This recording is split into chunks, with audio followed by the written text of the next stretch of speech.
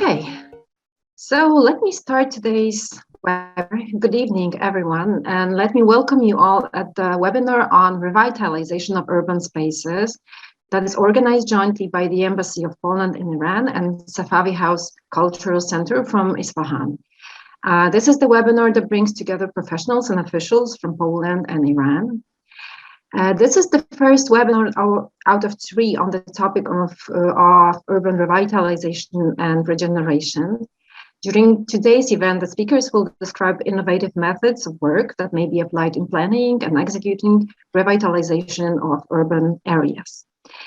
The next webinar that's going to be on the 17th of November will cover the question of inspiring entrepreneurship in historical, peripheral, and post-industrial districts. The third seminar on the 24th of November will be dedicated to the role of cultural institutions in increasing the potential of urban districts.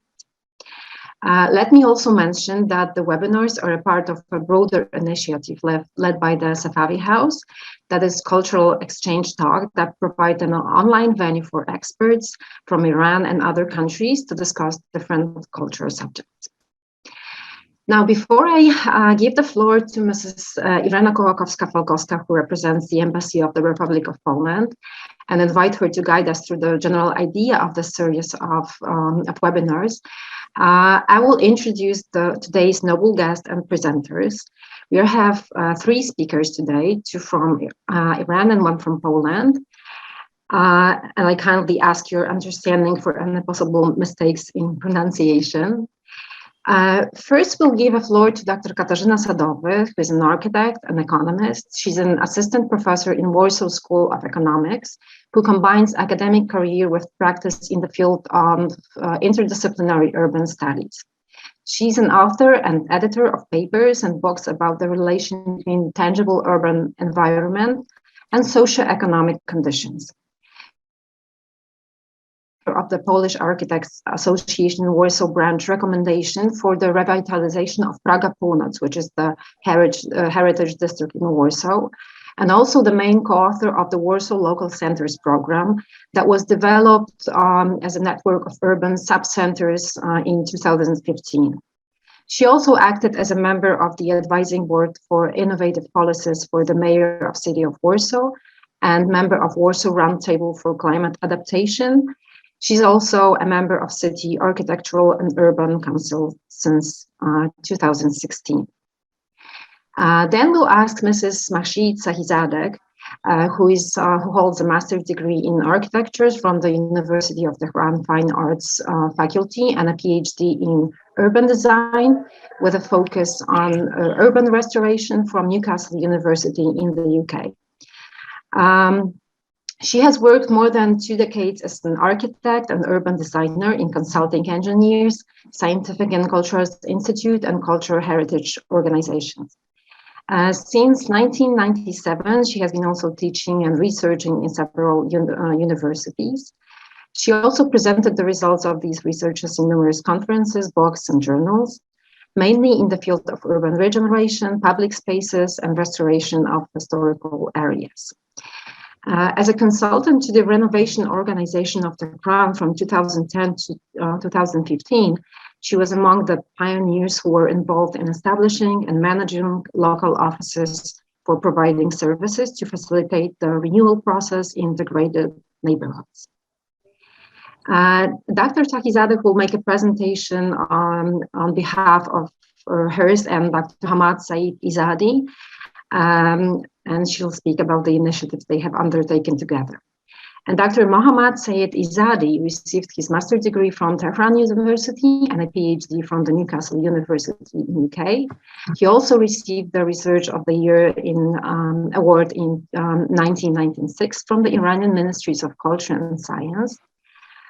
He started his professional career as an expert in Naqsh Jahan consulting engineer, then as a general director Office of Researches and Studies in the Iranian Ministry of Housing and Urban Development.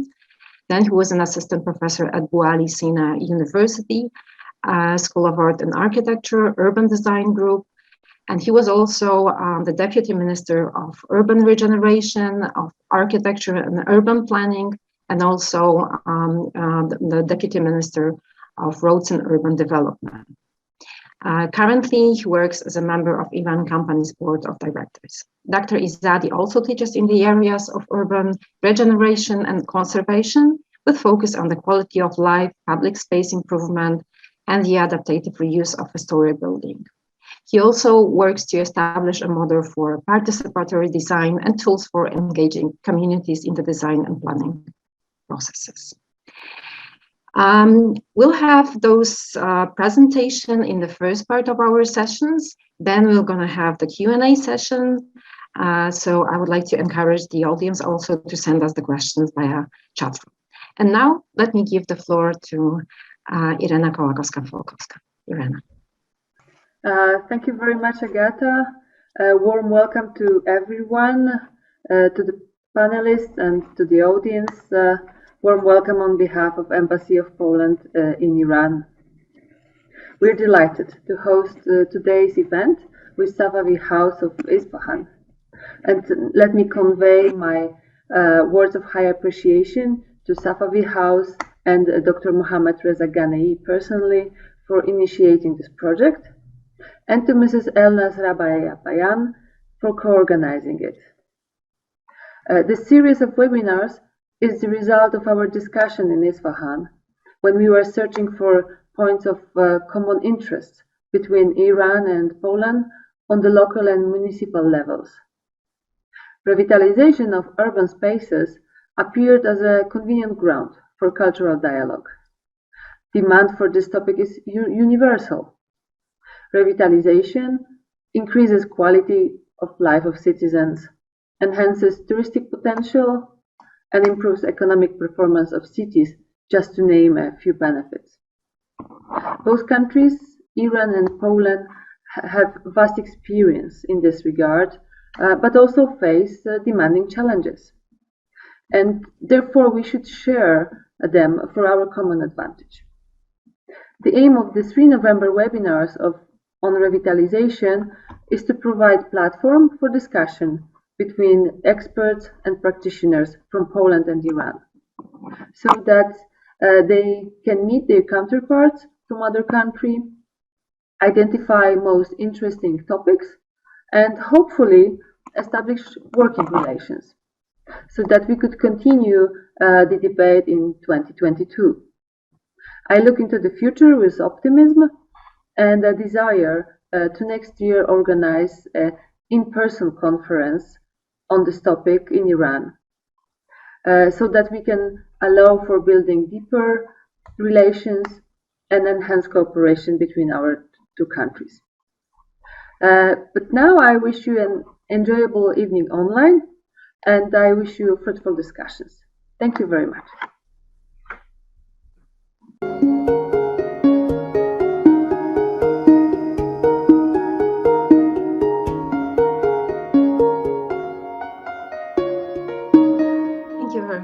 And I would like to invite Dr. Sadowa. Katarzyna, the floor is yours. I will share the presentation now.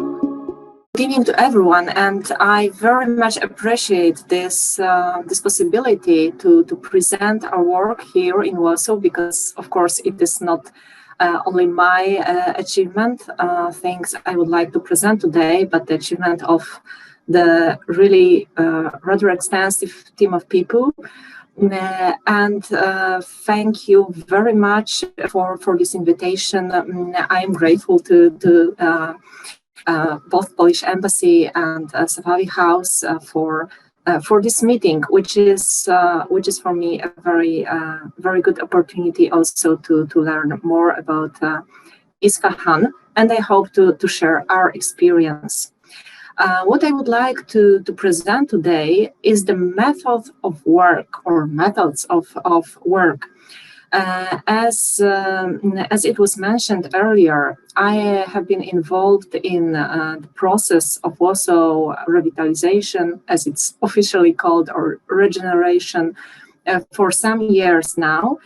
Not working in the official capacity for the city of Warsaw, but as an advisor, mostly through my main affiliation in this respect. This is Warsaw branch of Polish Architects Association. So this is the first thing I must mention. It wouldn't happen without this professional NGO as a partner for the municipality.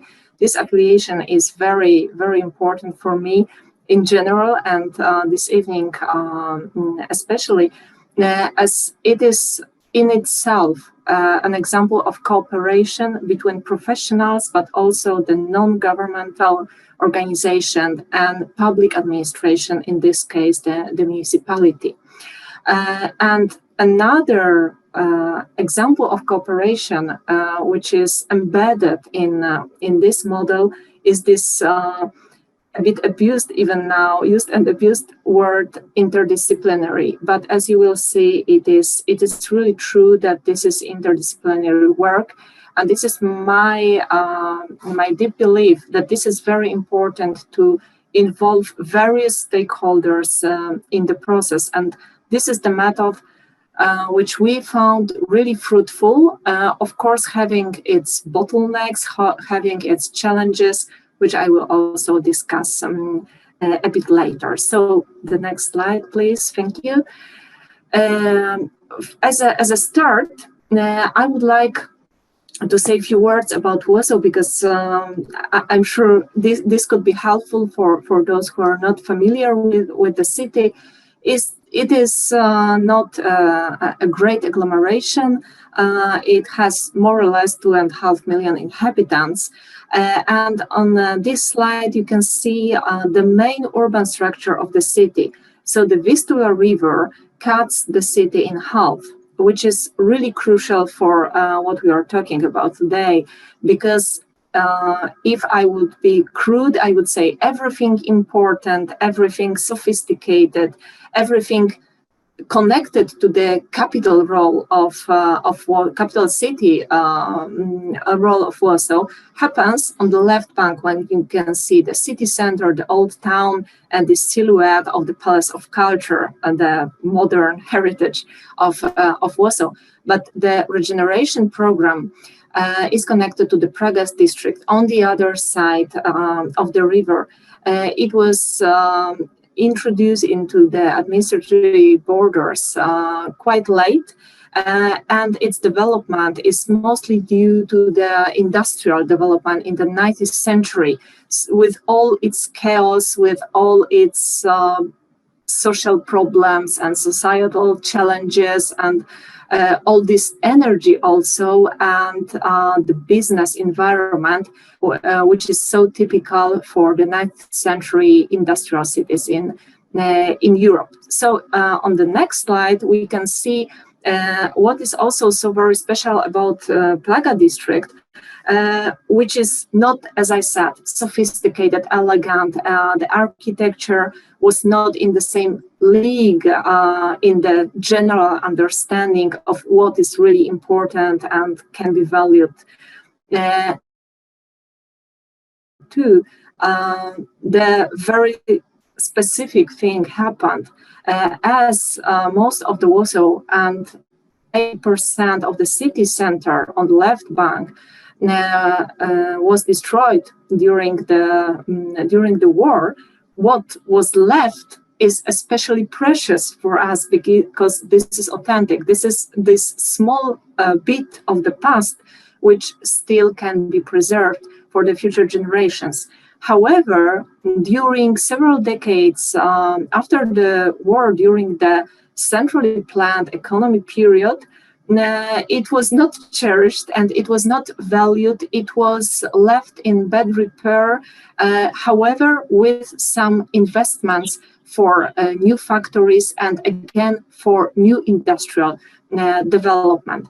There are 3 districts, as you can see on the following slides. There are 3 districts which will be present today, in a week, and in 2 weeks, because today I will talk about Praga Północ district, so this north part of the district, and there is also the south part of the district, and next week, Targówek district, which is also very specific, will be discussed in the context of the support for the entrepreneurial environment in Warsaw.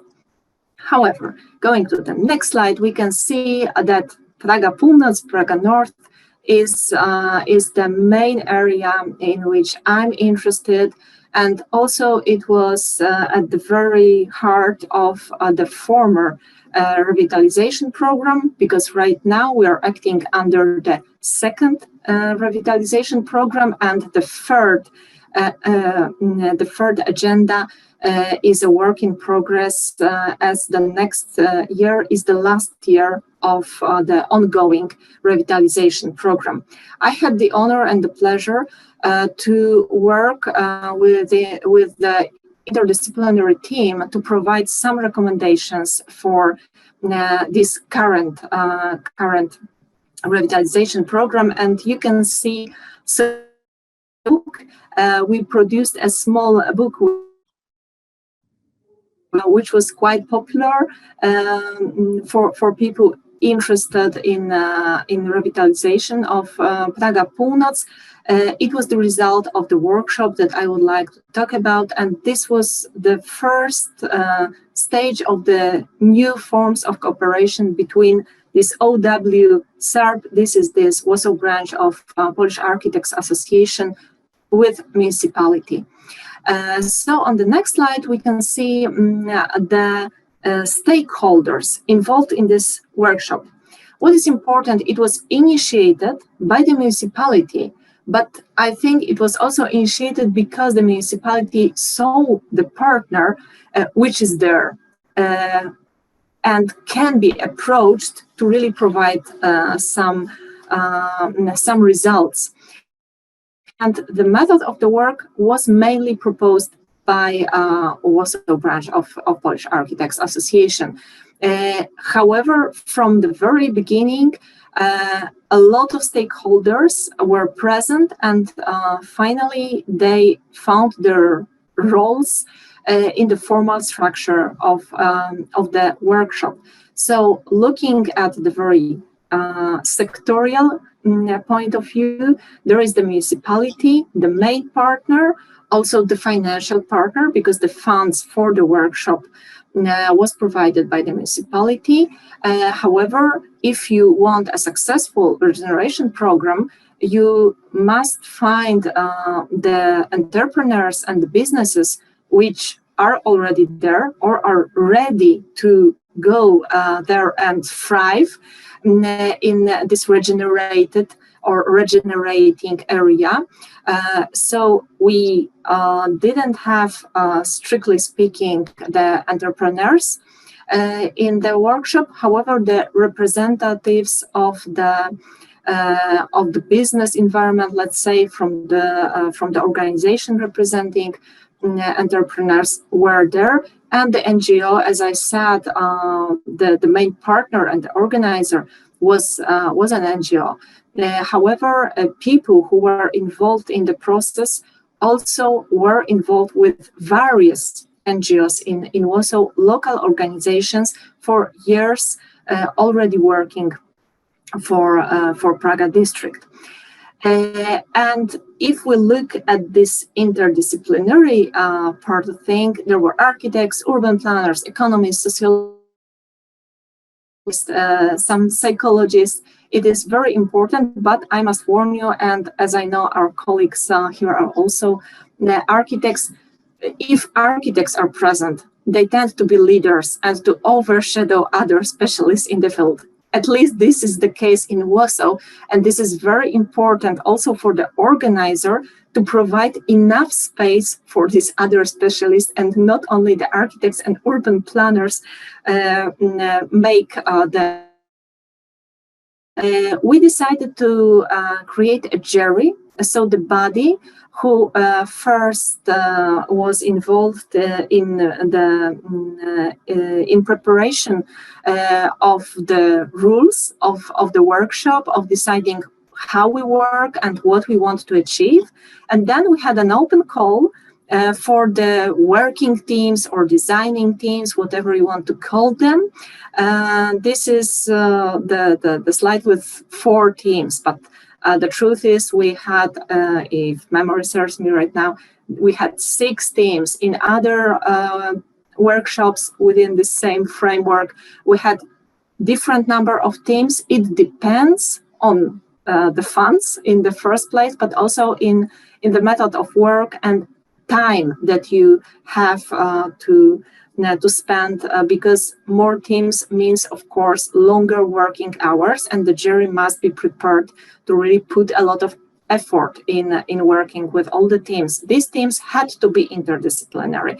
This is, even if we are the professional NGO, we are architects, urban planners, it's very important for us to cooperate with other specialists. Some of us have 2 hats, like myself, but we really wanted this. Each team had to have 1 architect or urban planner, 1 specialist from social sciences, so mostly economists or sociologists, and 1 other specialist. If we work strictly with heritage, we insist on having the heritage specialist on the team.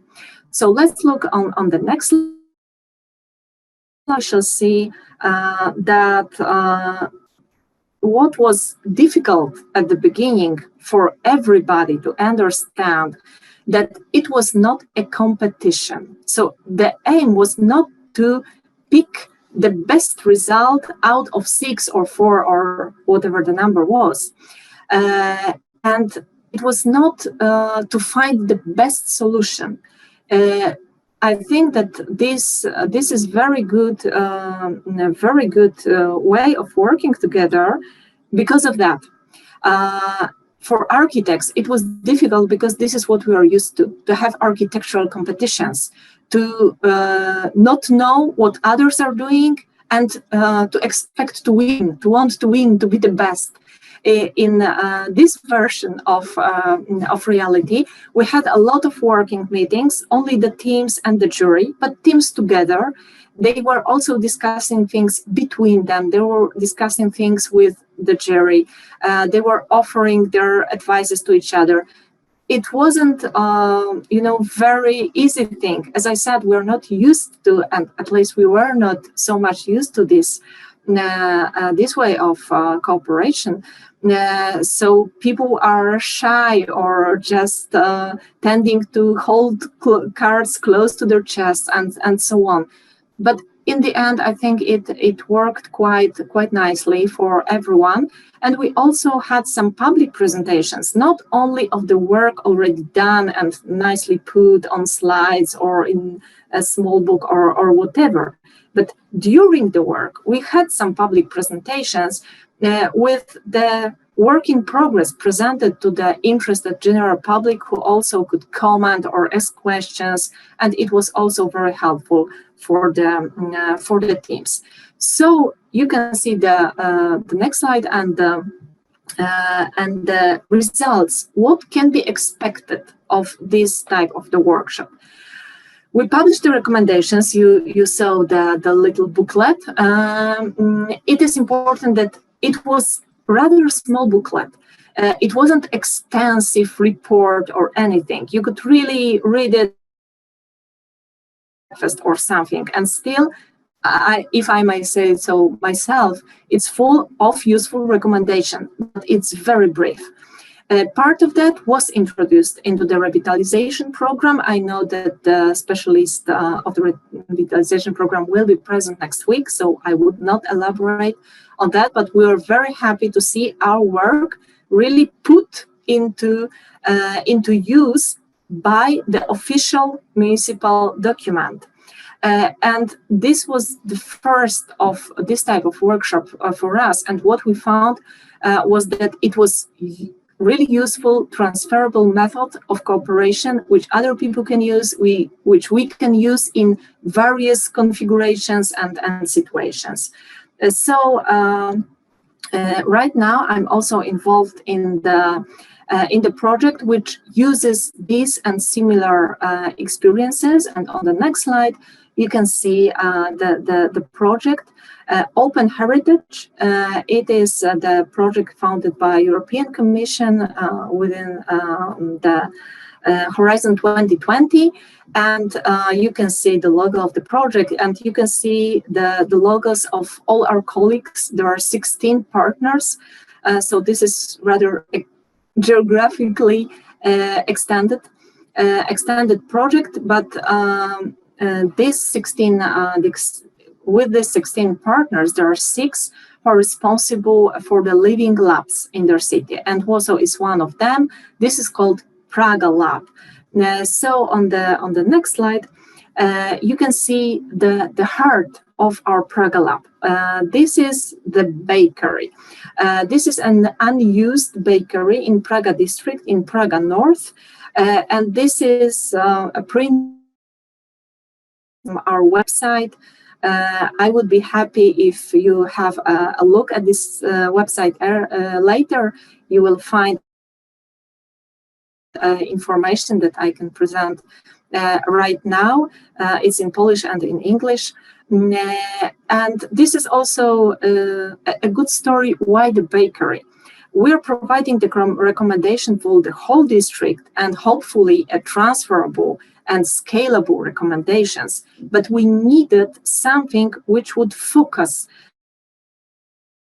experiment, and we found this unused bakery. It was a bakery for over 100 years, but now for over 15 years it is vacant. So this is the problem: how to make such a place alive and not to lose its heritage value, how to find the money, which is not the typical money for the commercial investments, because there is no interest from the commercial environment for this bakery, but even for the better, perhaps, because much heritage values are lost in such a process. But for the municipality is really a burden to invest in such a building, and it's difficult to also to find the financial models. This is our role in the project, to find a way in which we can make such places alive. This is an ongoing project, so we do not have the final answers yet, but still we have some ideas and also some work done already. On the next slide, you can see part of the rules of the workshop which we held. It was prepared very much in the same way that this original, let's say, workshop for Praga North. So the main elements of the work you can see here. I am not the fan of such a long text on the slide, so forgive me that I put here, but I think that this is important. Tailoring the goal, it took a lot of time for us, not to jump and to decide this is what we want. We will launch the competition or the open call for the teams in 2 weeks. No, we really used a lot of time to tailor the goals together with various stakeholders, with the municipality, various bodies from the municipality, because this is a very complex ecosystem in Warsaw, but also from with some entrepreneurs, with some NGOs, with some independent specialists in various fields. And then they became members of the jury, so you already know the drill. Then we had an open call for these interdisciplinary teams. They had to be at least 3 persons in the team. Again, architect, economist, because we are looking for the economic solutions, and heritage specialist. We had much bigger teams. People were really interested in participating. We invited finally 2 teams, but we had 9 propositions. So we felt that there is really a lot of enthusiasm about it. We worked all together, and then the jury was responsible for tailoring the final result, so to give their opinions, and we as the Praga Lab team were responsible for the final recommendation, and they are the basis for further work. On the next slide, you can see what goals were most important for us and what we still see as the main challenge. The words in bold are the most important. What are really the heritage values? This is a listed building, so it is a very easy thing to look at the information about bakery, and there are heritage values. But heritage values are something which should be negotiated and discussed with the community also. What is the heritage community? Who cares if it's still there? Who cares if it's adapted or reused or changed or demolished? And if people care, why do they care? What values do they see in this? It is important also that this is not necessarily the question to the general public, but the community can encompass specialists in the field. But there must be some broader body than just a small team like us. It is sure that this place needs new use, but what kind of use? Another important thing, we want to find the continuity not only bakery, but also in the intangible heritage. What was there and what will be there should be somehow connected, also use related. And of course, the financing and the funds and the ways of management, this is very important. On the next slide, you can see the small poster that we used for the promotion of the workshop. Of course, we also used our contacts, the grapevines, to make people aware in the most legal and transparent way always. But it is important to really reach people that you do not know of, who can be important for this place, who can really be the community of this place, and they are sometimes unknown to people who are involved with the main process. So it's very important all this promotional work also to be done. And it's also important to reach people who can be not only emotionally involved, who care for this place, who love it, who love the heritage in general. But of course, to find the partners, I guess there will be the space during the discussion maybe to talk more about it. But in Warsaw, we think that there is a really very strong and very innovative entrepreneurial environment. But for the micro businesses, for small entrepreneurs, it is often difficult to overcome the not only financial but administrational obstacles to really work with all these papers or to even learn about what is expected of them and so on. It's easy to give up if you're a small business and you have a lot on your plate and life is already hard, and to really be able to be involved with some heritage place. So this is something that we are currently working on. From financial support, municipality or the district administration or the conservatory office can offer to make such places available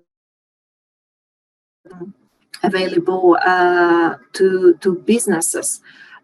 So this would be just a glimpse of our work. We have been working for 3 years now in this project, and for several years with several workshops of this kind in the Warsaw branch of SARP. So I would like to say thank you also, and you will see the names of my colleagues on the last slide, because this is me talking about it today, but I'm on the daily basis working with Dr. Dominika Brodowicz from also my alma mater, Warsaw School of Economics, and with Maciej Czeredes, who is an architect and former voivodeship director of conservatory office, and right now involved with another very interesting piece of Warsaw heritage during the last of this free seminars. Also, my colleagues from the Open Heritage made all our work possible with their advices and discussions that we had. So once more, I would like to stress this point. It is very important and involve other people. One more reason why I'm so happy to be here together and to discuss this with you, with colleagues from Iran, or with people from attending this. Any comments about what values or whatever other things can also maybe open our eyes still to things we didn't think about.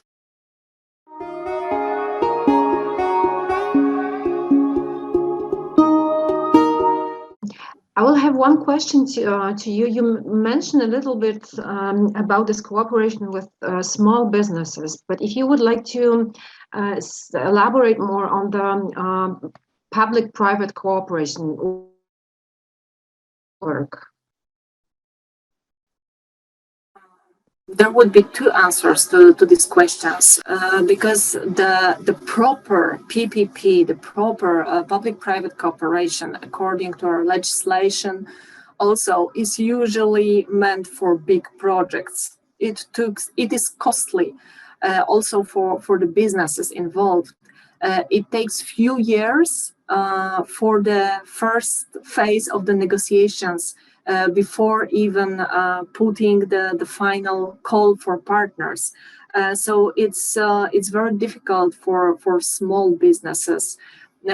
We hope to find the solution, which is not the typical PPP cooperation, but even if it's, let's say, a soft version, what is very important is, as I said, in public partner cooperation, it's not only about the funds that somebody has and somebody hasn't.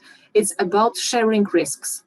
The small business is very much risky business, and municipality can be a partner which diminishes this risk, of course, in exchange for something that this small business can offer to the society, to the community, especially in heritage areas, by having the employees from the area, or by opening the heritage site in which they are operating to the broad.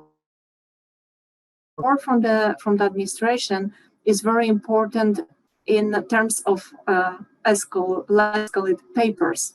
This is something which is very difficult sometimes. All this administration process, all these papers to be filled for, and the small businesses are really in need in this kind of course, as I said, legal and transparent, but support that they can simply deal with their core business. They do not have special people employed for the formal stuff. They need someone who would help them with that, and municipality can do that. This is the result of our discussion with businesses and municipalities, that advice and administrative support is very much needed and ready to be offered by the municipality too. Thank you very much. And one more question. You said that it was actually the authorities of Warsaw that initiated the whole work. How did you keep the balance between the so-called the ownership of the process and taking into account the views of the public in the project, of other stakeholders. Of course, this is the tricky part. You're perfectly right.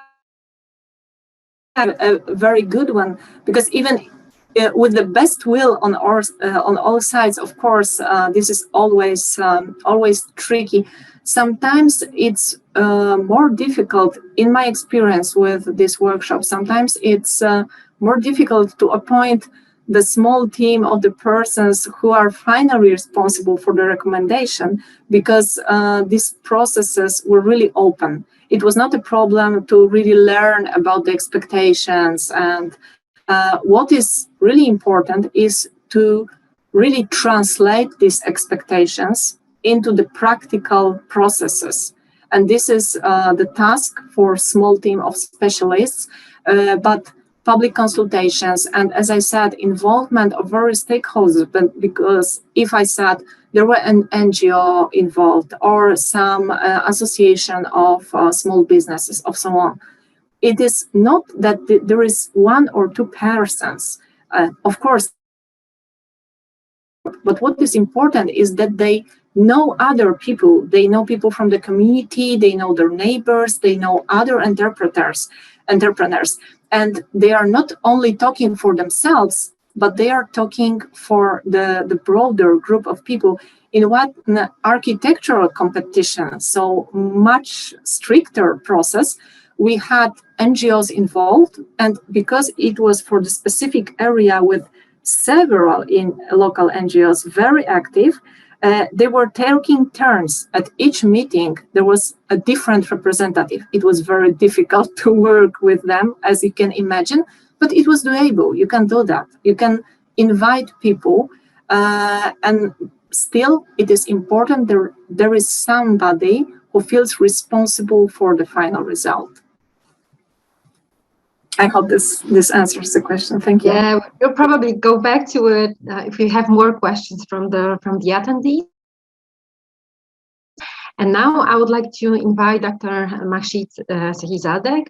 And I understand that you will be sharing also the floor with Dr. Izadi. Okay.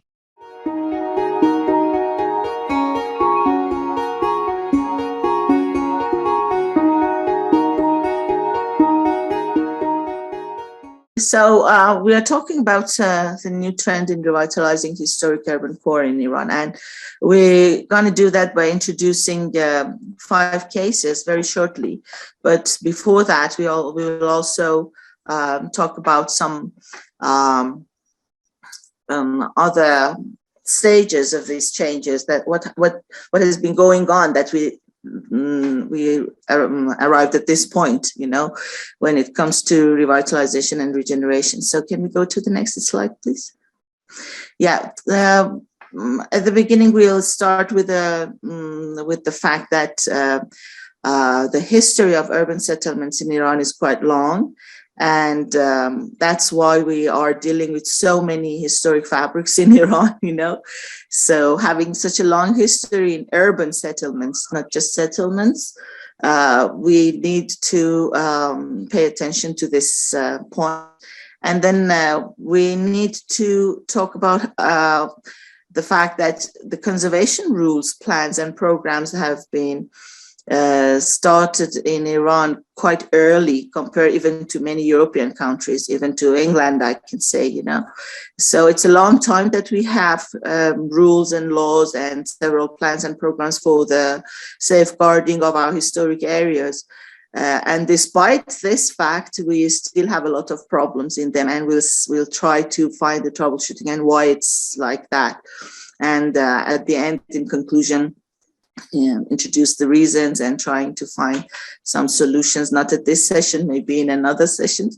But then we'll talk about this new wave of modernization after 1930s in Iran, and how it has been in a permanent challenge with conservation approaches, and the reason that it's overcome the conservation policies more in most historic cities of Iran. So then the fourth part of the talk will be about urban conservation and renewal since 1980s, after the Islamic Revolution. What has happened mainly in the field of our job, and kind of different strategies and approaches we have been dealing with since then. The gradual evolution actually of intellectual thoughts and professional issue of conservation, urban conservation and renewal. And then these new trends, we will focus only on, not on the results or the procedure of work, mostly on the methods of work and who has done, why in the aspect of methods of work, these trends are different from each other. And we'll continue with these five, introducing these five trends through giving these 5 examples in these cities. It doesn't mean that, the reason that we call them trend is that they, although we give this one example for each trend, they continue in some other cities, but these were actually some of the most successful examples of each approach in the matter of methods of work. We'll talk about Tabriz as the cultural, as a cooperation between cultural heritage organization and stakeholders in the Bazaar of Tabriz. And then we'll talk about Yazd, the city at the central desert of Iran, which is a very good example of cooperation between public and private organizations, much vaster than just cultural heritage or just bazaars. It's the private sector is more extensive, and also the public sector as well, compared to the first trend. And then we'll talk about the experience of the city of Kashan, which is the beginning of a new trend, mostly run by private sector. And it's an adaptive and creative reuse of old buildings, of historic buildings, and the role that private sector mainly played at this city. And then there are some other examples in Isfahan and in Yazd and other cities as well. But we can see the best results in Kashan so far. And then the fourth trend we're going to introduce is urban catalyst policy in Gorgan, and northern city in Iran. And finally, we're going to talk about Shiraz, which shows the changing role of municipalities as semi-public sectors in Iran, which has always been mostly dealing with construction rather than preservation in historic areas. But recently, and in this case, in the case of Shiraz, we see that they have successfully actually entered and accepted the role of a more active role in preservation and protection of historic areas of the city, rather than just reconstruction of these areas. So, and in the conclusion, we will give our own actually ideas about why some of these trends, although they had very good results, but they were not successful enough, and what we need now actually following this new trends. So can I have the next slide, please? Yeah, so as I said, there's a long history of urban settlements in Iran. It's more than 5,000 years history of urbanization, although the history of being settled, human settlements in Iran is much longer than that, with pastoral life and animal breeding and agricultural settlements more than 12,000 years. But cities, as with their own fabrics and historic fabrics and civilizations that we are dealing with, although we may not see, it's just excavation, archaeological excavations that prove that. And what we see are mostly not more than 300-400 years ago, at most parts. But the morphology of the urban fabric is can be seen in some parts. Very few, unfortunately, is left. But this history actually shows that we are dealing with a large number of these cities in these historical cities in so many different parts of Iran. Next, please. So these are just some, no, the previous one. These are just some examples of what we are dealing with at the moment. So as you see, they are quite vast. Several hectares of them are in front of us now to deal with and solve their problems. Many of them, unfortunately, are not very, despite of all their beauties, they are not very favorable by their residents. They try to find a way to go to newer parts because of the problems that they have to be harmonized and to be adapted to contemporary life of cities, mostly because of their access network, which is narrow, and there are so many other problems in their infrastructures. And we are trying to keep them as safe as possible while and giving them the new infrastructures while people without actually harming their beauties and their architectural values. You can see Esfahan in the bottom, and so many other cities like Birjand or for example, Yazd or Semnan, and the northern city of Gorgan as well. Next, please.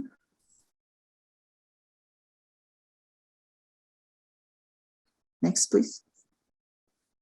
Yeah. So as I said, the previous one. Yeah. So as I said, this long history actually caused the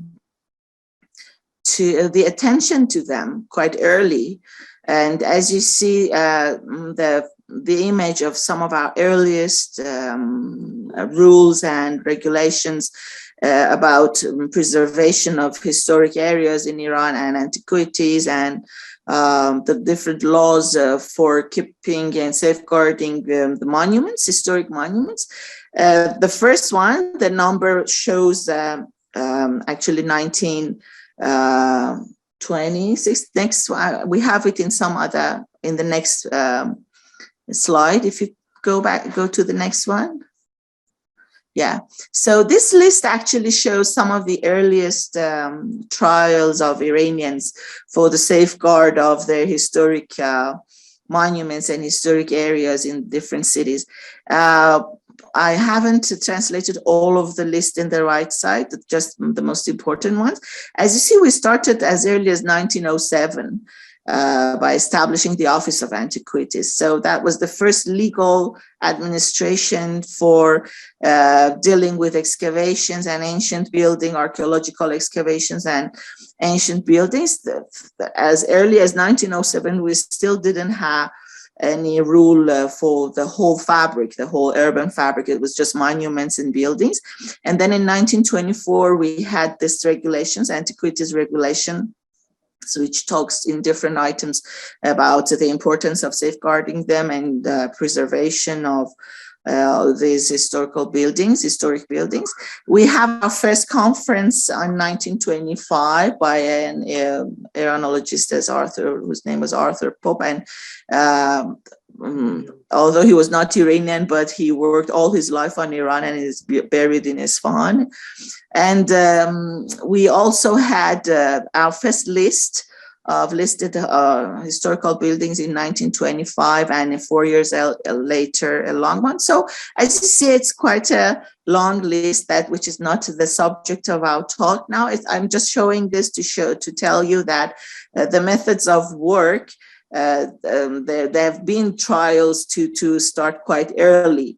And one of the reasons that they are not successful, maybe it's because of the vastness, the humongous amount of stuff that we have to deal with. So we had seminars even as early as international seminars on the issue as early as 1950s, and also approval different laws for the safeguarding of these elements. So the next one, please. Yeah, so these are some of the plans and programs that we started for example, the city of Shiraz, as you see in this map, has been provided by the University of Tehran and also some other colleagues in the ministry for helping to solving the problems of the historic core. Next one, please.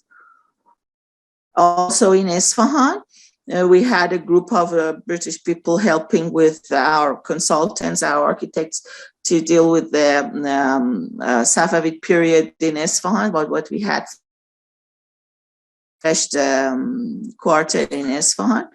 Next, please.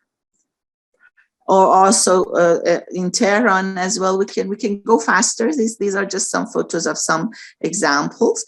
Yeah. So this one, I should also talk about the huge force of modernization after 1930, which was the main problem for our historic areas, and it caused an opposing force actually to conservation.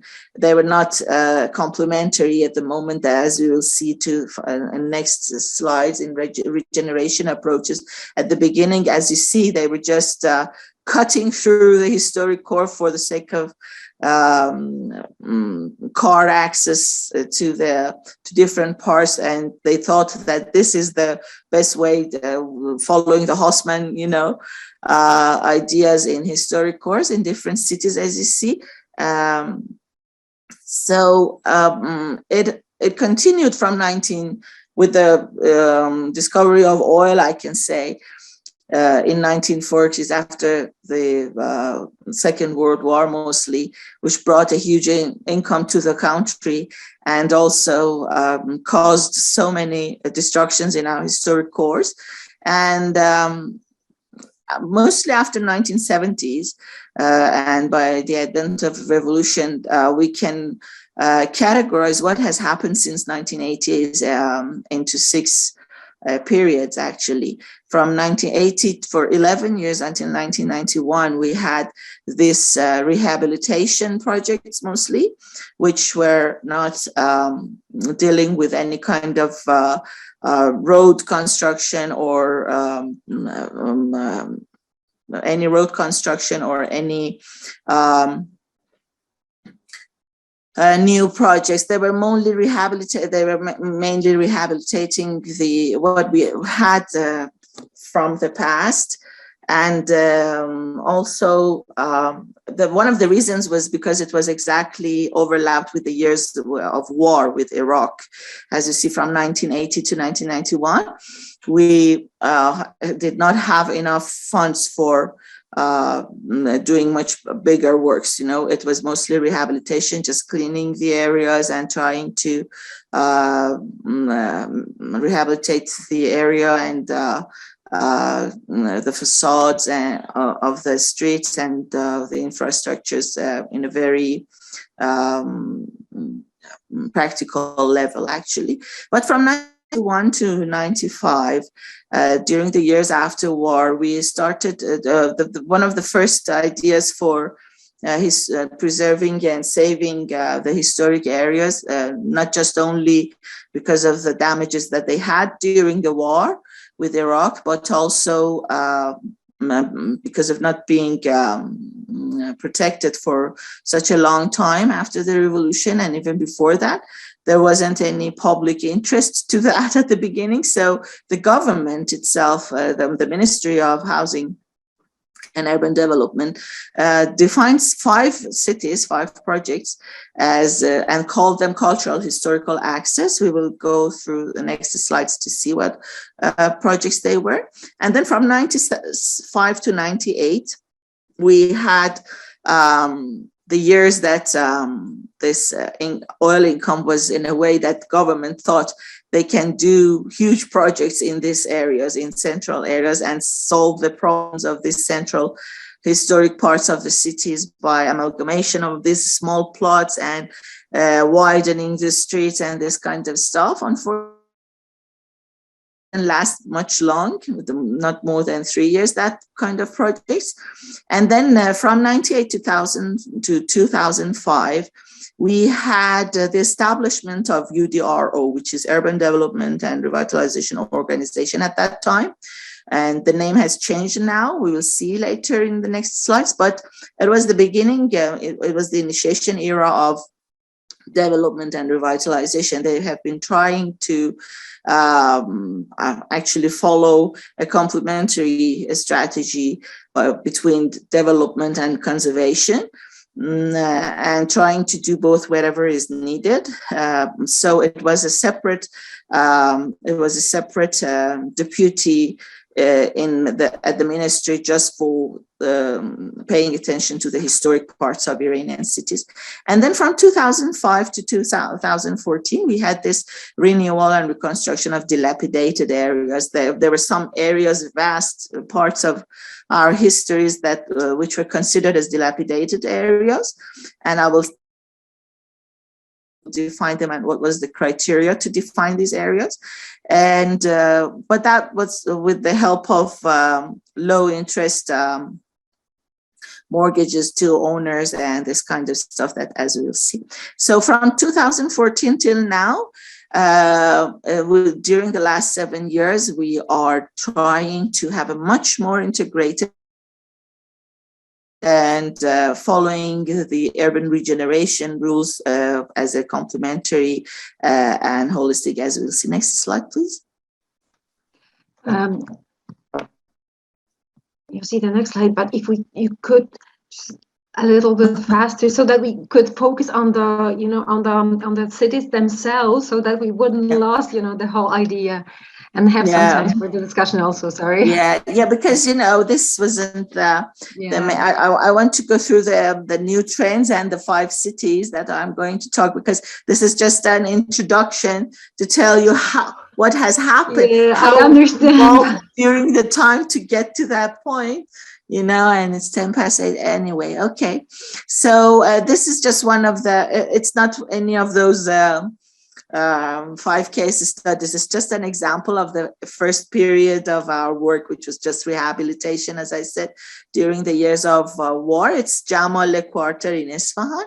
That you see nothing happened except the improvement of infrastructures, and as you see the map here, there were just some alleys and some restructuring there. Do you want to add anything about Jamale? These are the same example of we can do. Okay. So the next one as well is just an example, some examples of the cultural historical axis. As I said, from 91 to 95, you see the plan which was provided for Isfahan at the top. At that time, with the name of the project was Cultural Historical Axis, trying to define the historical part in need to the most amount of attention, and adding the areas which are important for the city culturally. So that has happened in Shiraz as well, as you see, and this is the backbone of the city and the ancient, the historic bazaar of the city. And okay, so I'm not going to go more through that. So the next phase, as you see, it's amalgamation of small plots. It changed. The plans that consultants provided, architects provided at the time, they were not respectful to the historic morphology of these parts of the city, unfortunately. As you see in the right side, that's the very ancient city of Mashhad, more than 1,000 years, the history of the holy shrine of Imam Reza, which was the main reason of shaping this city during the centuries. But unfortunately, this is the model that consultant has provided, and the morphology that it presented and suggested is totally different from the story. Even the direction of the fabric is totally different. So, and we have always also some other examples. So the next slide, you see even at the same historic city of Mashhad, in some parts, they even had high rises, and they thought the inner growth was not just preserving, and they were just using the land, at that part, and making high rises. But it wasn't executed, was it? It is? Yeah. So people are living there at the moment? Oh yeah, unfortunately, people are living there. And the project is finished. Okay, so the next one.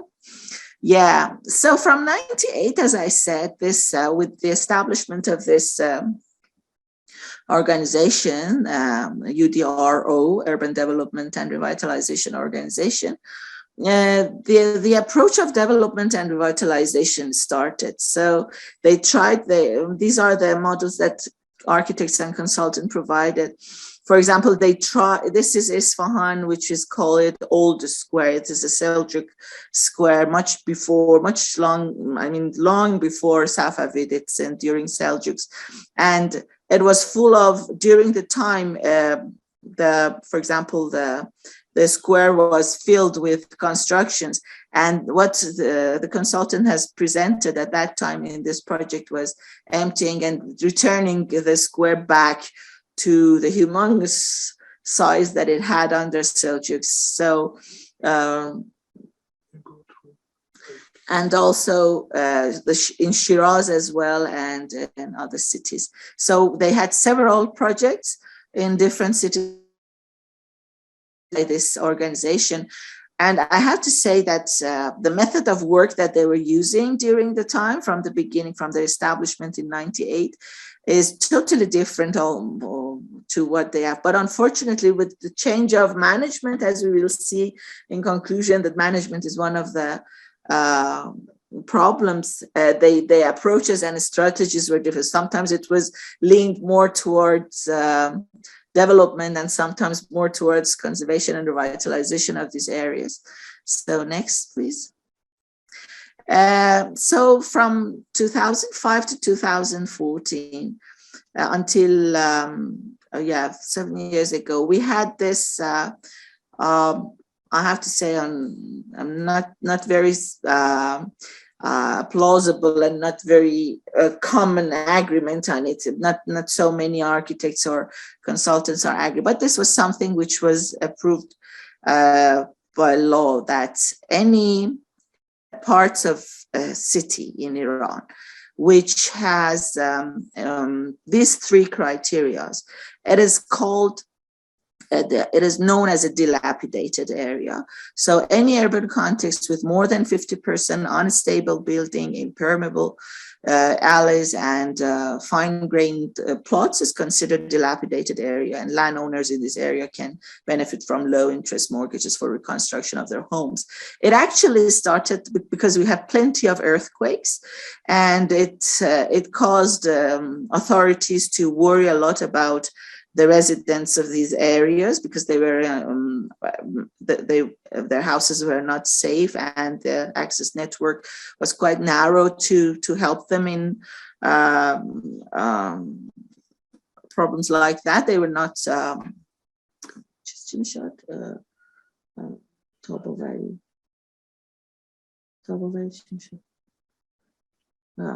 okay.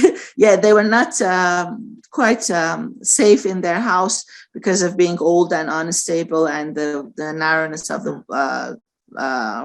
access network. No, the previous one I didn't have finished. Yeah. So as I said, with these three criteria, they defined large parts of our cities as dilapidated areas, and tried to make lots of reconstruction. It didn't change the morphology of the fabric as before, but it helped a lot of renovation in these areas. Yeah, thank you. So the next one. So the final strategy, actually, which is ongoing at the moment, is urban regeneration, which involves defining a strategic, integrated, long-term, flexible, and contextual framework for simultaneous development and protection in these areas. And let me bring it, yeah. And they try at the moment to have clear, specific, and achievable operational goals in the direction of macro scale. Both, they pay attention both to sustainable development goals in urban areas and also micro scale. So even urban spaces and improvement of public space in particular, as a facilitator and incentive for investors to come and make investments in these areas. and with maximum participation of all actors and stakeholders. That's what they are following now. So that ultimately prevent and solve urban problems to a sustainable, both economic and physical and social and environmental. That's their aim and goal. But unfortunately, although it has turned to law and it has turned to a national document and approved by the parliament, it cannot be followed everywhere at the same level, as we will see. So let's start with the next slide with the. Okay, we've already had 25 minutes, so if you could probably focus on one of the cases and then I'll go to the conclusions, summing up, the different aspects of the projects. Okay, yeah. I would be grateful. So this is some photos that show this is the Vank Church in Isfahan, and some of the best examples that we have from this regeneration approach in Iran. Next, please.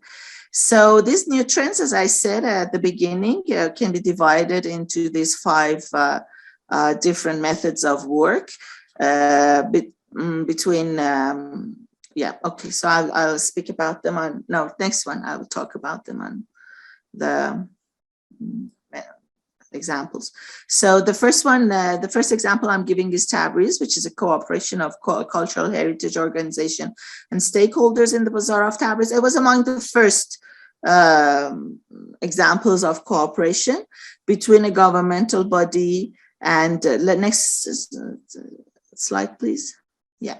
So as you see, the restoration of Tabriz Bazaar during the final years of 90s was the result of a successful cooperation between the Cultural Heritage Organization as a representative of other responsible bodies. They call it in Farsi Panjere Wahed, that I translated it into single window because Cultural Heritage Organization was the sole coordinator between the shop owners and people who were working in the bazaar and different governmental bodies that they had to deal with in the process of restoration, bazaar restoration. So that's why they call it single window, because the Cultural Heritage Organization was the sole coordinator. And they followed a step-by-step process, and it was a unique experience. It's a very large bazaar, historic bazaar. All our historic cities have traditional old bazaars, but the Bazaar of Tabriz is among the largest ones. And I have to say that despite the fact that several Cultural Heritage Organization offices in other cities tried to follow this example, none of and cooperate with shop owners and the people who work in bazaar to follow this path and help them to restore and repair and revitalize their bazaar. None of them were as successful as Tabriz. Okay, next one, please. Yeah, these are some photos of the area and map. But in Yazd, the difference between the method of work which was done in Yazd with Tabriz was that it was not just the cooperation between Cultural Heritage Organization and the private sector. It was a cooperation between public and private in general. I mean, there are so many different institutions and organizations, governmental or public or semi-public, and also different private sector, not just the shop owners, the owners of other parts of the city as well. And with the collaboration, they tried to safeguard and preserve the city through so many different projects, small and large. Let's go to the next slide.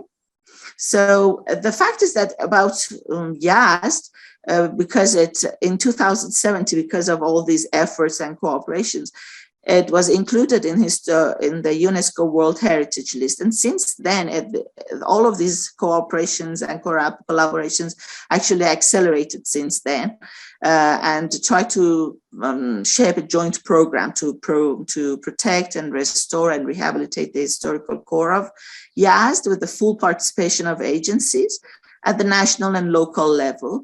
And simultaneous programs by the government, municipality, private sector in revitalization of this historic area actually was followed. That despite all deficiencies, but it is still one of our most valuable experiences. As you see, the very interesting thing about Yazd is that the municipality of Yazd was the first municipality in Iran that had a particular district just for the preservation of historic core. And none of the other historic cities of Iran, their municipalities had such a thing. Even for the city of Hamadan, which was much older than Yazd, unfortunately, the historic core is divided into 4 districts of the city, and it doesn't have its own particular district for itself with its own fund and with its own experts and supervisors. So it was not, they couldn't protect it as well as Yazd. And having this municipality in particular for historic districts, we think actually has helped quite a lot to lead to this World Heritage being included in the World Heritage List. As you see the photos, it's much better preserved than other cities of Iran that has been so many reconstructions in them, new constructions in them. So the third trend is actually is done by private sector and mostly started in Kashan. So it's an adaptive and creative reuse, which means the private sector themselves. We can follow the next slide. I'll explain in that slide more. That it's a considerable wave. I mean, it's a new wave, a new movement started from a decade ago.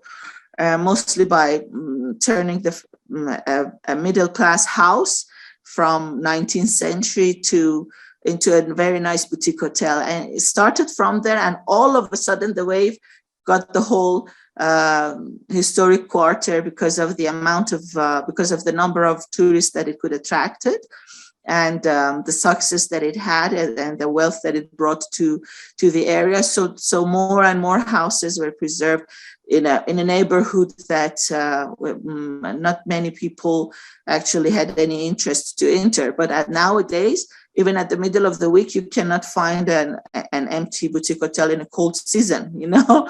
So it means that it was a very successful wave, and the only help that the government actually gave to this private sector was very few of them, not all of them. At the beginning, had this help from a cultural heritage organization by assigning some of these historical buildings to this private sector, to these interested people who wanted to spend time and money on restoration of these buildings and revitalizing them and changing them into these boutique hotels or other. Next slide, please. I can show you some photos of that. Yeah, this is the first one before and after restoration. I got it from Aga Khan Foundation website. Next. So the same house, you see that at the moment, it has a very creative way. For example, the old water cistern has turned into a very modern cinematheque when you get inside, or the restaurant or the gift shops and all of these suites for staying with the latest high-tech, for example, infrastructures, and also workshops to show the tourists the traditional handicrafts of Kashan, or some other functions, like, for example, this one, which is a photo gallery at the moment, and they have exhibitions and galleries and so many different things, but mostly they are boutique hotels, as you can see. Next one. In Gorgan, the method of work was totally different. Here in Gorgan, actually, which is a northern city in Iran, the government played the right role for the first time, which was just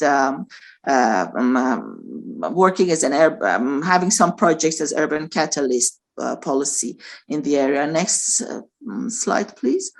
So in the case of Gorgan at the north of Iran, we see that some projects were executed just to motivate the development of a historical quarter, and they were a step towards streamlining the urban regeneration process. So the government played the role of policymaker, the role of a supporter and facilitator. They didn't play their traditional role who were just buying these properties with the money of oil, and trying to provide the fund for repairing and restoration.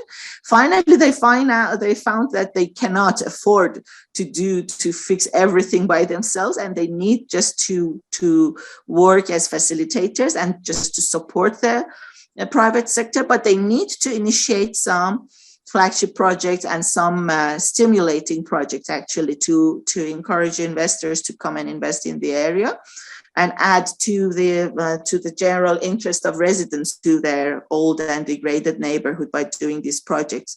So they paved the way for the participation of other actors by doing this flagship projects and these stimulating projects in the area. The other actors, whether it's municipality, cultural heritage organization, or boards of trustees and the private sector, all of them, after this initiation by the government in the area, they started to preserve and revitalize the historical fabric following this path. So next one, please. This is, for example, another photo of the Gorgon, which shows before and after restoration of a place, which is interesting in their culture. That it's not a mosque, but it's a place for gathering, social gatherings, and having, with the excuse of religious rituals, people and families are gathering quite a lot. So this is one of them, and they have plenty of that in their historic fabric.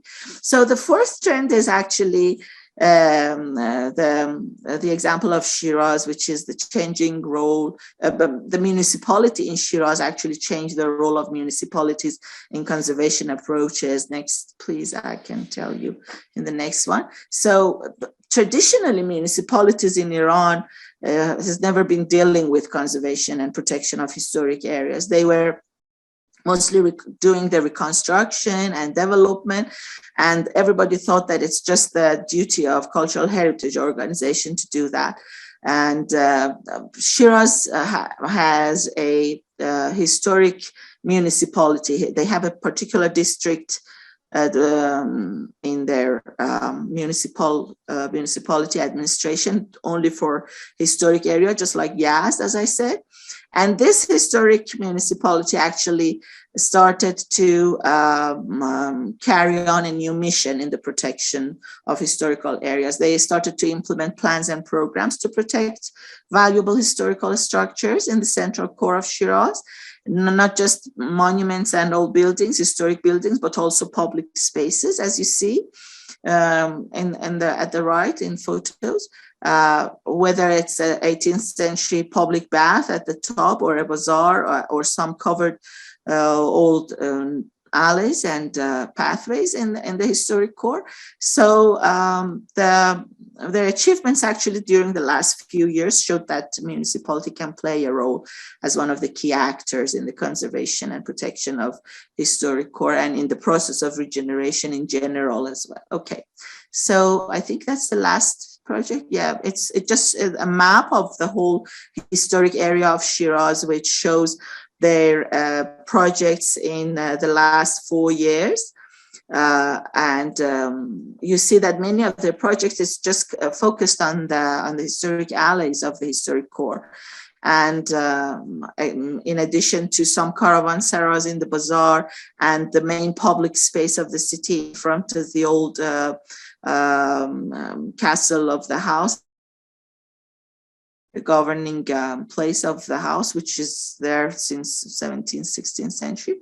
So as a conclusion, I can say that despite all these trends that we talked about, actually an integrated approach towards the method of work in historical parts of our cities is needed. Obstacles to achieve to reaching this integrated approach so far are the tremendous power of land and property market. This is our main problem, because the investors mostly are following, are doing whatever they can just to build from the beginning. You know, that's because they add to the density, and they can earn much more when they rebuild the building in its place compared to when it's just repaired at the same low level of the old building. And more than that, there's the fact that preserving historic area is not yet turned into a public demand. Unfortunately, people themselves, the owner of these old buildings themselves, they prefer to sell them to a builder, you know, sell the old house to a builder to just knock it down and build something new and taller with more built area and sell it with a better price. Or the third reason that we couldn't reach to the success that we want to is that unfortunately the life of management is so short in historic areas, not only in historic areas, in municipalities as well in general. And decision makers who should follow these strategies and methods of work and these intellectual achievements, unfortunately, professionals in the decision-making body of our authorities, their policies, their methods of work, they change with every new government. And that's a really, really big problem in Iran, unfortunately. So, and also the Cultural Heritage Organization, which is known mostly as the sole responsible for safeguarding and dealing with these issues, has no particular policy towards historic urban landscape. You know, they have a very long history about preservation and restoration of historic monuments, but when it comes to historic urban landscape, they do not have a clear method of work, you know, because and they have just done some very scattered efforts so far. For example, what I listed here, approval of historical areas in 168 cities of Iran. That's what they could do so far for a city scale. I mean, they have just defined the areas which needed more fund and more attention and more focus in 168 cities, which is much more than that, but they didn't give any detail except just defining the area, what should be done and how this then the necessary funds should be raised. And or for example, approval of a 13-point resolution in 2017 about this issue.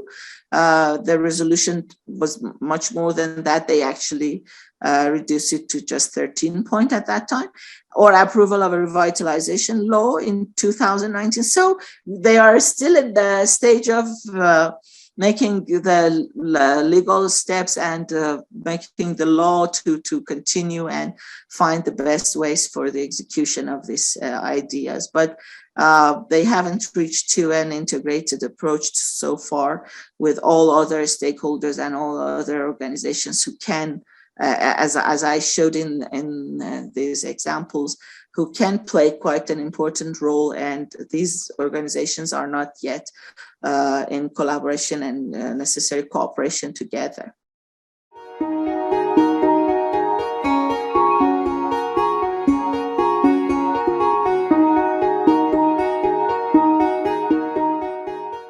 Before we go into into some wider discussion, I will have one question, because I think that one actor is actually missing in the whole presentation, and I'm very interested and very curious about the role of the citizens. I mean, not only as the owners of some properties of land, but as the users of those places, of those public spaces.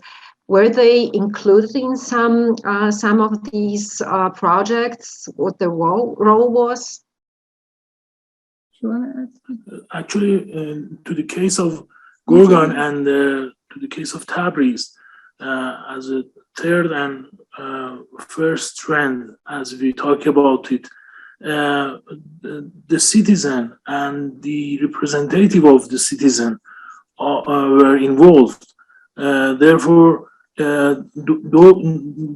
these efforts and experience were among the projects that people cooperate with the government and the other body But as you said, it's true that the cooperation with the people or citizen are missing nowadays.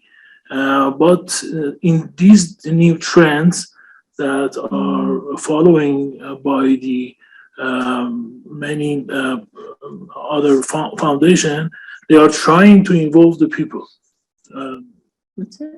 Yeah, exactly about Yazd, for example, despite the fact that there was a huge amount of cooperation between so many different organizations, governmental, non-governmental, public, semi-public, and private sectors, the reason that there are still so many parts in Historic Core that is not it's not in the good situation that we expect, from such a cooperation, is because people were not involved in the whole process. We never had any, I can't say never, but very few public hearing sessions, that people are being involved and they know about what's going on by the authorities about the future of their neighborhoods or the community.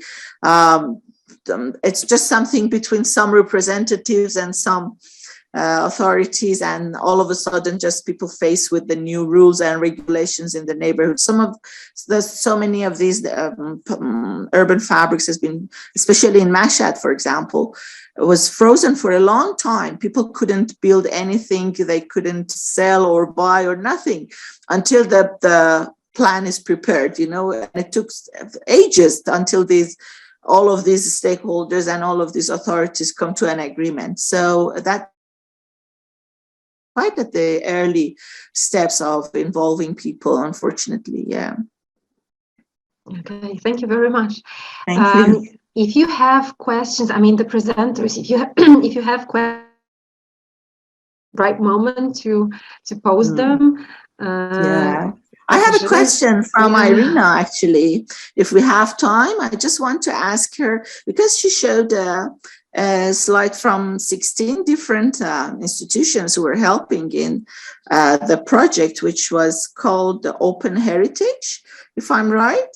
So there was different universities, and even I see Tyne and Weir, and also, for example, Ghent University, Rome, Newcastle, so many universities. I'm very curious to find out what is the role of all these universities. Are they just providing intellectual help to the team? Or do they help in, for example, Tyne and Weir, which I think it's I'm not sure if it's the council, city council, or what is it exactly? Any of them are helping in fundraising, providing their necessary fund for these projects. So how is it possible? Because we do not have the experience of involving so many different institutions and organizations in one project, Intellectually, yes, maybe, but how is it economically? How does it help the project? I just want to see if it helps the fundraising as well. And also, yes, thank you. Yes, thank you for the question, because I'd really love to talk about this project. This is a huge experience for our Polish team. It's true that this is really a big consortium, even for the Horizon 2020 projects, because this is the biggest, as yet, it was the biggest program for the European Union for funding the research, and but not only research, but also with some implementation elements projects. Right now we have just the beginning of the next huge program. It's called Horizon Europe. It will be even bigger. It's almost 200 billion euros, as far as I remember. So the funds mainly are from the European Commission for the projects themselves. So the whole work in the project is being possible thanks to the European Commission. However, the competition for these funds is really very, very difficult. There are, for example, for this next Horizon Europe, it is expected that there will be 2 or 3 projects which will be funded in each call, and usually there are dozens of the propositions from the consortiums. So it is really quite difficult, but this is a perfect possibility to cooperate with so many countries. Sometimes also from beyond the EU. Right now, we are unfortunately the UK is also after the Brexit. They are still with the consortium, of course, but we are also have a partner from Ukraine, from Lviv. So this is not only the EU countries. But more to the point about your question, the role of the universities, it varies. As you very rightly said, there are several universities, and some of us which are formally involved with other partners, as myself, it's for the association, but I'm also academic. So sometimes even people who are not necessarily involved with the academic partner, a lot of people are really from the academic environment. So in the project, we have several areas. Some of them are purely research. And of course, universities, I'm mainly involved with those. For example, I put the address of the website, so you can see in a very detailed way for what work, which partner is involved. However, as I said, there are 6 living labs. So we experiment with some practical solutions for these new innovative forms of cooperation, for involvement of the heritage community, also for the financial models. And some of the universities are also involved with the partners who operate these labs. For example, the University of Newcastle they are involved with this very practical British lab, who is the best of all of us in raising the funds. As UK, they have, of course, the huge experience of the private money involved in some heritage projects, public projects, and so on.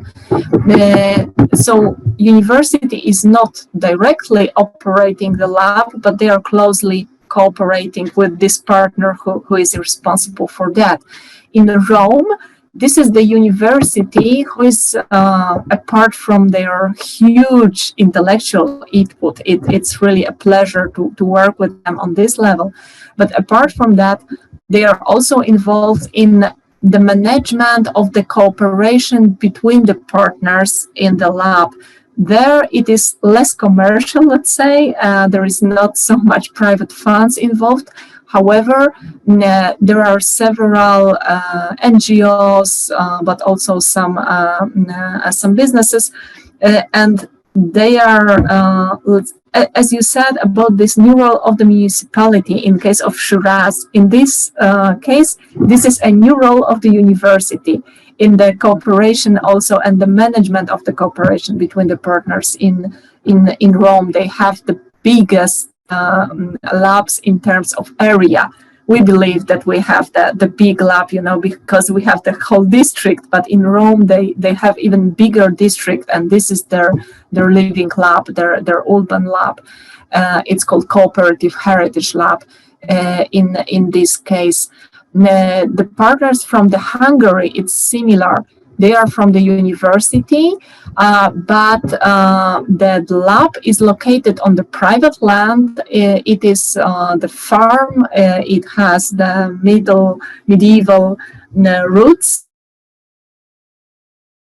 but they are cooperating with them as archaeologists, providing the knowledge how to manage this heritage site, but they also have some role as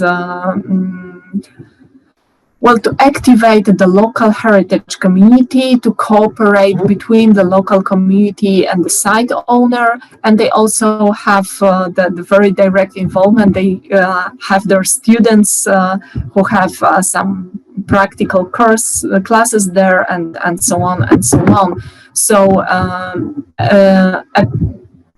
but as to raising the funds, this is happening only in labs, that we are working on the financial models, but the project itself, as I said, it has its funds, but we are obliged to provide some sustainability, so to provide some results, some effects, which will be still present when the project is finished for the future. So of course, we're looking for these different kinds of sustainability and administrative, financial, and other tools to make the results preserved in the future. And university are more or less involved often in this part too. Very interesting. Thank you very much for your complete explanations. It seems that in Poland you have, your municipalities, unlike England, have more power than your city councils, because you didn't mention anything about city council. But I remember that when we were living in Newcastle, actually, not just Newcastle, all British cities, the city council had much more executive and fund in hand rather than municipality. Is it like that in Poland? Yes, very, very much so. However, they are not so active. They are not, the municipality has a very active role, for example, in approaching different partners. Also, they are responsible for these public consultations and so on. So like Iran, I think your city councils are just monitoring the activity of city council, of municipality. But they are not executing or fund. Yes, but they have the last word in many cases, of course. But they are not implementing projects directly or anything like that. The councillors of city council, they are just actually supervising body and controlling and monitoring the activity as the representatives of the public, I think, just controlling the municipality activity. Yes. Yeah. Okay, thank you. So what is the question about government? No, you don't want to ask anything. So your government is not dealing with any of these projects? Any governmental body is not involved? It's just, in Iran, it's a semi-public, it's not quite public. It's not a governmental body, of course. So, but for example, cultural heritage organization is a governmental body, which plays an important role, as I said, in the case of Tabriz, or for example, Ministry of Housing or Urban Development, or even Ministry of Internal Affairs in Iran. Even they have a deputy, they have they have a part, an important section, Ministry of Internal Affairs for developments, urban developments. But you do not have any governmental body dealing with any of these projects in historic areas. Is that correct? Not exactly. I think this is also part of our research in the open heritage. If you find it interesting, we did a research on 15 countries in Europe, and part of the research was exactly this information: how much the government is involved and what happens on the local level, and it really varies. And in Poland, we have quite a complex structure regarding the listing monuments, because we have national monuments, and this happens on the country level. The conservation happens on the country level, with the offices are on the regional level, let's say. However, in projects like ours and the regeneration programs or revitalization, or whatever we call it, this is the responsibility of the municipality, and I believe that next week my colleague from the municipality who is responsible for the current revitalization program, he's the man responsible for all of things happening. And also the master plans right now are the responsibility of the municipality. For me, it was also very interesting what you said about this new role of the municipality. Do you think it will be the developing trend, let's say, in Iran? Do you think that municipalities are as important actors in the future? Well, to be honest, the municipalities played a role in historic areas before Shiraz as well, but not as direct as Shiraz. For example, they had some organization which we call the renovation organization of municipality. That's what it is called. In Ghazvin, for example, they repaired and restored and revitalized the largest caravanserai and most important part of the historic bazaar of Ghazvin, which is very successful, to be honest. Or, for example, in Tehran, they are dealing with degraded and parts of the historic parts of Iran, in Tehran, because among the 22 districts of Tehran municipality, which is the capital and the largest city, District 12 has covered all historic core of the city. And they are dealing quite a lot with that. They have their own office, and they are dealing with this stuff. But it's architects and sociologists and all of these interdisciplinary teams that you were talking about, your own project, dealing in these offices that are private, actually. These are the consultants. For example, an architect established this local office of this renovation renewal organization of municipality in that district. That's one of the offices that, for example, I had long time ago in District 15, just at the periphery of the historic core, but it was a very degraded area of Tehran, just to help the inhabitants and the residents of the area for the renewal of their houses, or if we were not dealing with preservation of historic stuff. But my colleagues who were, for example, their office was in District 12, which was the historic core of the city. They were not just dealing with renovation, They had with.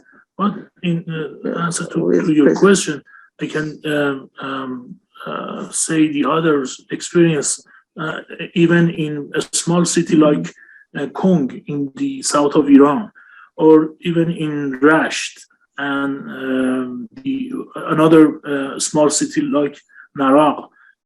This municipality played the role of cultural heritage organization, and they were very successful experience on that time. Yeah, when the city is smaller, it seems that they are more successful. They are more local. They are closer to citizens. Yes, I know it better. Yeah. But for large, because Shiraz is quite a large city, Shiraz is for a long time, it was the second largest city of Iran after Tehran. We have a very huge difference. It's just like England, the difference of population between London and other cities, Tehran has the same population, about 12, 13 million. And then the rest of our large cities are not 2 million at most. So, but Shiraz was one of them. But the cities that are even less than 100,000, less than 50,000, even, for example, at the city of Naraq. But they are very, very ancient and old historic cities. For example, the Bazaar of Naraq is one of the finest, and the municipality played quite an important role, to protect it. It depends it depends on the power and success of municipality in compared to the local office of cultural heritage organization in that city, So they not all have the same power in all cities. That's the problem. Yeah. So I would have one last question to both of you. Actually, if you could, all the three of you, if you could say, what is the main thing that you would find extremely important in orchestrating the partnership or organizing the partnership between all the partners that should be on board? what do you think it's necessary? Improving the knowledge of people for cooperating and working with the other body. Actually, as our colleagues say, the people are the key actors in this process. And if we try to improve their knowledge, they will answer the government and the other responsible body to preserve their historic environment. There will be no demand, if there is not enough education. At least the case of Iran is like that. We really need, we worked so hard during the last two, 3 decades, to attract the attention of public towards these historic areas. From the beginning, I mean, it's a legacy that we have from 1960s, 70s, and the Americanization of the country, at that time.